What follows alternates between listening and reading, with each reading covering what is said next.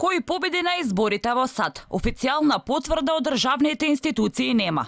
Медиумите го прогласија победникот.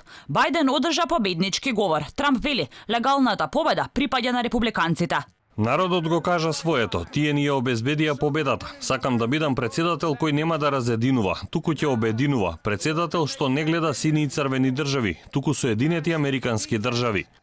Ќе дознаеме дали Џо Бајден е победник или измамник.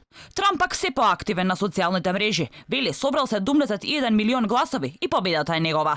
На набљудувачите не им беше дозволено да влезат во просториите каде се бројаа гласовите. Победив на изборите. Лоши работи се случија во собите за пребројување, но на нашите набљудувачи не им беше дозволено да ги видат. Ова се нема случено никогаш предходно.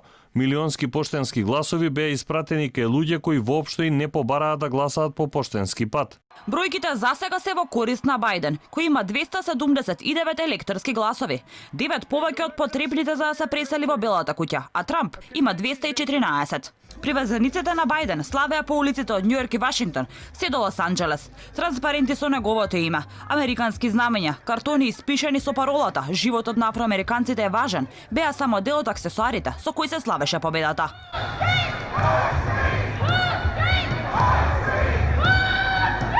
Правниот советник на Трамп Џулијани пак истакна дека медиумите не се оние кои прогласуваат победа на изборите. Има институции кои ќе го имаат последниот збор.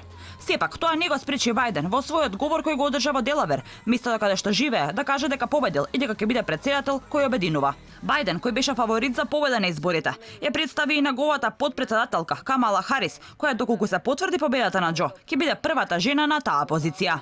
Сепак, Трамп и неговиот тим обвинуваат за изборна измама, особено преку поштенските гласови, кои беа во огромен број.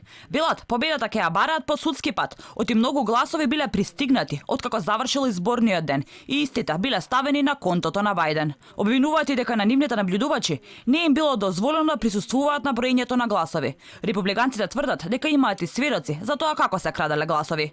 Голем дел од лидерите ширум светот веќе му е честитаа победата на Бајден. Честитки пристигна и од македонскиот верф.